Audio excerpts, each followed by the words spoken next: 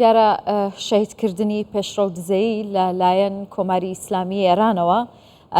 هەموو کوردێک پەیزانی و هەموو کوردێک ئەوەی هاتبێتە هەولێر دەکرێت جێپەنجەی شەهید پێشڕە و دزەی بینی بێت لە ئاوەدانکردنەوەی هەرێمی کوردستان و بە تایبەت هەولێری پایتەخت. مەبەستمانە لەبارەی چۆنیەتی کارکردنی و کارە خزمەتگوزاریانەی کە شەهید پێشڕە و دەیکرد لەگەڵ یەکێک لە ئامۆزاکانی خاتوو لەنجە دزەی گفتوگۆ بکەم کە لە ستۆدیۆ لەگەڵ من ئامادەیە. لەنجە خان زۆر بەخێر بێن، خوا سەبووریتان با. خەمی ئێوە نیە، خەمی هەموو کوردستانە. دەمەوێت وەکو کەسێکی نزیک لە نێو خانەوادەکەی باسی ئەوەمان بۆ بکەی کە شەهید پێشڕە و دزەی چۆن کاری دەکرد. زۆر سوپاس بۆ ئێوەی بەڕێز و بۆ گشت خەڵکی کوردستان و ئەو خەڵکە مرۆڤ دۆستەی لە عێراق و لە دەرەوە کە هەمویان هاوسۆزی و هاوخەمیان بۆ ئەو تاوانە درندانە و بێوجدانانەی کۆماری ئێران دەربڕی بەرامبەر بە خانەوادەیەکی سڤیلی بێتاوان کە تاکە تاوانیان ئەوە بوو کوردپەروەر بوون، نیشتیمانەکەی خۆیان خۆشدەویست، هەوڵی بنیادنانی کوردستان و شاری هەولێر و خزمەتکردنی خەڵکەکەیان دەدا. بەڕاستی شەهیدکردنی کاک پێشڕە و دزەیی و کچە پەپولەکەی کە یەک لە تاوانە هەرە گەورەکانی ئەو ڕژێمەیە چۆن دەستیان چوەخینی منداڵێکی 11 کە ساڵێکی تەواو نەکرد بوو، بەڕاستی کارەساتێکی گەورە بوو، تاوانێکی گەورە بوو، هەمومانی تاساند. شەهید پێشڕە و بەنسبەت خۆم من نەک تەنها بنئام و ئامۆزا و کەسێکی نزیک وەکو برا بوو، هاوڕێیەکی نزیکیش بوو، کەسێکی مرۆڤ دۆست بوو، لە ناو خانەوادەکەی زۆر میهرەبان بوو، لە بۆ داچی، لە بۆ خوشک و برایەکانی، لە بۆ خێزان و منداڵەکانی، لە بۆ خزم و کەس و برادەرەکانی. مەهما وەصفی بکەین کەمە، یعنی کەم ئینسانی وا کە بگاتە ئەو ئاستە سەرمایەداریەی بەو تەواضع و بەو ڕوحەسووک و بەو ڕوحەجوانەی دەمینێتەوە. بەڕاستی هەردەم لە هەوڵی بنیادنانی هەرێمی کوردستان بوو. لە بیرما ساڵی 2004 کە دەستی بە پرۆژەی ئیمپایر کرد کە لە ناو کەس و خزمەکانی خۆمان و دائیم دەیگوت حەزم لێیە هەولێر ببێتە یەک لە جوانترین شارەکانی دنیا، حەزم لێیە هەرێمی کوردستان ببێتە یەک لە جوانترین هەرێم و ناوچەکانی باشە. لەنجە خان تۆ خۆت جەنابەتیانی ئەندامی خولی پێنجەمی پەرلەمانی کوردستان بووی. لە نێو خانەوادەکەتاندا شەهید پێشڕە و تا چەند گرنگی بە سیاست ئەدا، چەند نزیک بوو لە سیاستکردنەوە؟ من ئێستا شتێکتان لۆ دەجێڕمەوە کە بەڵگەی حاشا هەڵنەگرە کە تەنها کاری بزنسی کردیە. ڕاستە وەکو ئینسانێک کە ڕۆشنبیرە گرنگی بە هەواڵی سیاسی و دۆخی سیاسی دەدا، بەڵام هیچ کاتێک لە ناو سیاستدا نەبووە. من کە خۆم کاندید کرام بۆ هەڵبژاردننی خولی پێنجەمی پەرلەمانی کوردستان، منی ئەک لە کەسە نزیکەکانی ئەو بووم. بەڵێ هات گوتی بە هەموو شێوەیەک بژیریت دەکەم و باوەڕیشم پێێتە و ئینشاءالله سەرکەوتوش دەبی و بالفعلی جوا بوو. هیچ فەرقی نەبوو لەگەر برام و هەموو ئەو ئامۆزا و کەسانەی کە لە دەورم بوون، هەموو ئەو کەسە دڵسۆزانە زۆر بەگەرمی و زۆر بە جوانی بە هەموو توانایەک هاوکاری کردین. منیش ڕۆژێک لەگەر براکەم و ئامۆزایەکم لە کنی بووین، گوتم کاک پێشڕە و پێم خۆشە 2 پۆستەری گەورە بینم لە بینایەکانی ئیمپایر هەڵیواسم. گوتی وەڵاهی لەنجە گیان ئەتو خوشتی منی، هاوڕێی منی، نەک هەر ئامۆزای، بەڵام ئەمن حەز ناکەم بزنسەکەم تێکەڵی سیاسەتکەم، هەموو شتێکت لۆ دەکەم، هەموو پژگیریەکت دەکەم، بەڵام بزنسم تێکەڵی سیاست یعنی نزیک نەبوو لە کاری سیاسەتەوەکەوە ئێستا کۆماری ئیسلامی ئێران باسی دەکەن. نە ئیشی لە نەفت کردیا، تەنها ئیشی لە ئاوەدانی کردیا، تاکە تۆمەتی کاک پێشڕە و ئەوە بوو کە هەرێم و وڵاتەکە و شارەکەی خۆی و خەڵکەکەی خۆش دەویست ئاوەدانی دەکردەوە، گەشەی پێدەدا. ئەوانیش ئەوەیان قبول نییە. ئامانجی ئەساسیان لە شەهیدکردنی کاک پێشڕە و تێکدانی قەوارەی هەرێمی کوردستانە، لێدان لە ئابووری و لە بناغە ئابوووریەکەی و ئەو پێشکەوتنەی لە هەرێمی کوردستانە. بێگومان ئەوە هەدەفە ئەساسیەکەیە. بەڵێ. لەنجە خان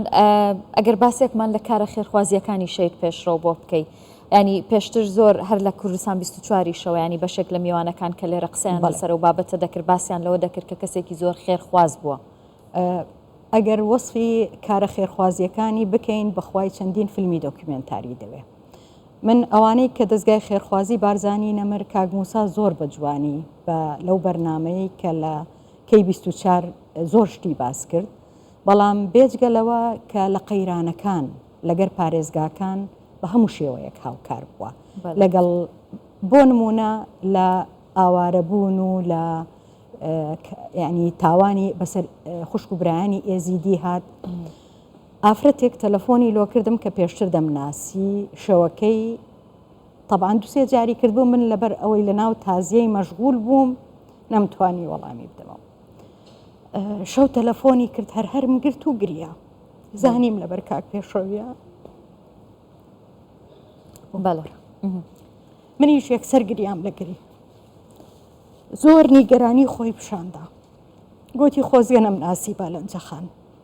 من لە قەیرانەکان لە پارێزگای هۆگ ئیشم دەکرد نەمدەناسی تەلەفۆنی لۆ کردم گوتی من فلانم هەر چتان پێدەوێ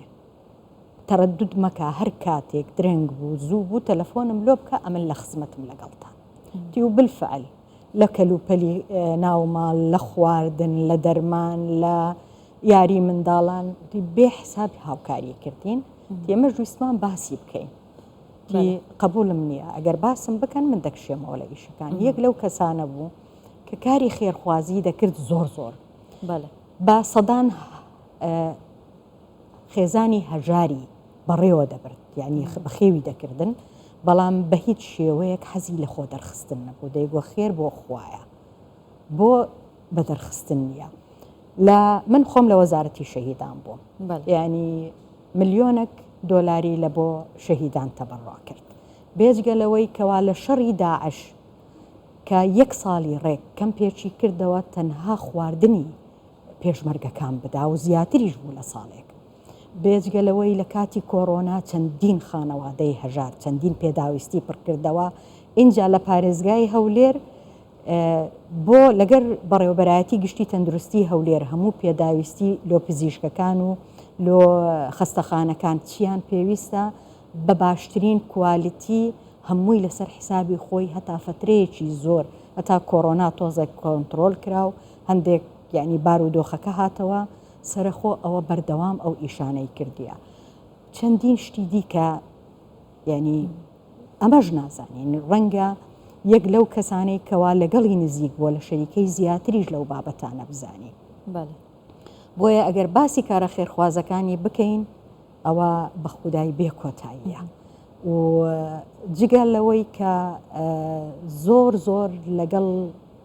خەڵک سادە بوو و دائیمەنیش حەزی بەوە بوو کە چی باشە چ ڕۆژەیەک حتا لە ڕۆژەی کوشت و کاڵیش بەو ئەخیرەی دەستی پێکرد بوو ئێمە خۆمان بە ئام عائیلەیەکی فەلاحین کەیفان بە لە فەلاحەتی و بە گوند و بەوانە دێ کشت و کاڵ لە لای ئێمە زۆر گرنگە بەو ئەخیرەی دەستی پێکرد بوو هەتا لەو مەشاریعانەش ئیش لێ بکە بەڵام بە نەیارانی کورد و بە تاوانکارانی ئەو تاوانە دەڵێن ئەو کارانەی کە گرتیتی بەردەوام دەبی بێگومانی لەلایەن خێزانەکەیەوە لەلایەن برایەکانی لەلایەن خوشکەکانی لەلایەن خزمەکانی لە هەموو کونجێکی ئەو کوردستانە پێشڕەو ژینا دروست دەبنەوە ئێمە وەک ئەوانە ژیانن ئەوانە داربەڕون مستحیلە بتوانن نهایەت بەوانە بینن لە کوردستان هەزاران پێشڕە و هەزاران ژینا دروست دەبنەوە باسی ئەومان بۆ بکەنی ئەو پرۆژانەی کە شەید پێشڕە و لە هەولێر دروستی کردوون ئەو پرۆژانن کە زۆر دیارن دەکرێت بڵین سیمای هەولێریان جوانتر کردووە چەند حەزی بەوە بوو کە بەم شێوەیە کوردستان ئاوەدان بکرێتەوە کە سیمایەکی جوان بدات بە خاک و بە وڵات و نیشتیمانەکەی خۆی ئەزیزم وەکو عەرزم کرد لە ئیمپایر یەکەم پرۆژەی نوێی نیشتە جێبوون بوو کە لەسەر ئاستێکی و کوالیتیەکی زۆر بەرز کە ڕەنگە نەک لە عێراق لە ناوچەکە لە وڵاتانی دراوسێش شوێنێکی واکەم بێ کە ئەوەی دەست پێ کرد یعنی بدایەت بەس خانیەکان و چەند شوقەیە بوو ئێستا تەمەشاکە سیمای هەولێری چەند جوان کردیە هەر لە خەمی وەی دابوو کەوا هەتا ژینگە ئێستا یەک لە شتەکان بوو کە گرنگی پێدەدا هەوڵی دەدا پاڵپشتی ژینگەی هەرێمی کوردستان و ژینگەی هەرێم بکە بەڵام ئەوەی لە یەک لە سیفەتەکانی کاک پێشڕەو ئەوە بوو حەزی لە خۆ بە دەرخستن نەبوو، حەزی لە ئالام نەبوو، حەزی دەکرد کارەکانی بدوێن، کارەکانی شتەکان پیشان بدەن. خۆ ئێستا دەبینین لە زۆری لە ڕاگەیاندنەکانی نەک هەرێمی کوردستان، لە ڕاگەیاندنەکانی عێراق و ناوچەکە و لە ڕاگەیاندنەکانی جیهانیش جوانترین و ڕێکوپێکترین شوێنی نیشتەجێ و تیجاری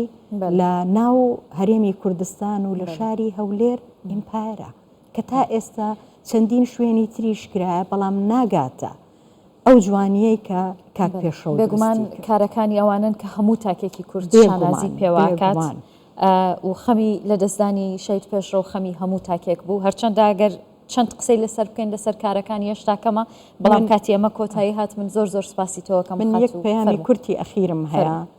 کە بەڕاستی سوپاسی هەموو ڕاگەیاندکاران و خەڵکی کوردستان دەکەم میدیا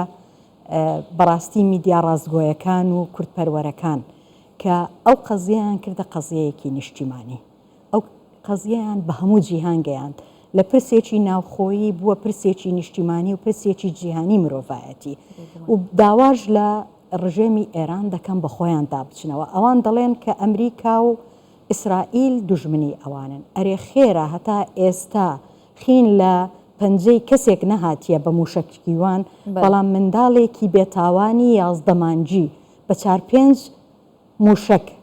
موشک باران دەکرێت بە ناوادەوە لە ناو دەچێت. دەستخۆش زۆر سپاس بۆ ئامادەبوونت خاتونەنجە دزەی ئامۆزای شەید پێشڕەو و دزەی و ئەندامی خولی پێنجەمی پەرلەمانی کوردستان. سپاس بۆ هەمووتان.